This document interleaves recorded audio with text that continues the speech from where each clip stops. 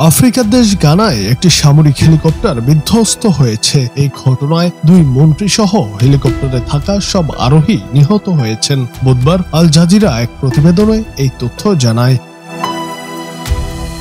দেশটির সরকার জানিয়েছে, ঘানার দক্ষিণাঞ্চলীয় অশান্তি অঞ্চলে একটি সামরিক হেলিকপ্টার বিধ্বস্ত হয়ে দেশটির প্রতিরক্ষা ও পরিবেশ মন্ত্রী সহ 8 জন আরোহী নিহত হয়েছেন। এক বিবৃতিতে প্রেসিডেন্ট জন মাহামার chief of staff Julius Debrah এই তথ্য নিশ্চিত করেন। নিহতদের মধ্যে রয়েছেন প্রতিরক্ষা মন্ত্রী এডওয়ার্ড ওমানে বোয়ামাহা এবং পরিবেশ মন্ত্রী ইব্রাহিম মুরতালা মুহাম্মদ।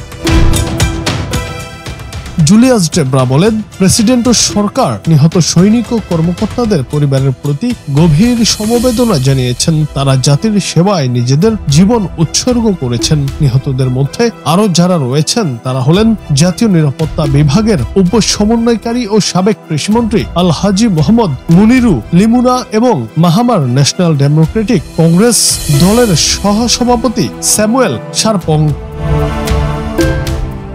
ঘানার সশস্ত্র বাহিনী জানিয়েছে, বুধবার সকালে রাজধানী অ্যাক্রা থেকে স্থানীয় সময় সকাল 9টার কিছু পর একটি বিমান বাহিনীর হেলিকপ্টার ওবোয়াসি শহরের দিকে যাত্রা করে। উড্ডয়নের কিছুক্ষণ পর সেটি রাডার থেকে বিচ্ছিন্ন হয়ে পড়ে। পরে জানা যায় সেটি দুর্ঘটনার শিকার হয়েছে এবং হেলিকপ্টারে থাকা 3 ক্রু ও 5 যাত্রী সবাই মারা গেছেন। প্রথমে মন্ত্রণালয় নিহতদের পরিচয় জানায়নি। পরে নিশ্চিত করা হয় যে সরকারের উচ্চ পর্যায়ের কর্মকর্তারাই ছিলেন এই যাত্রায়।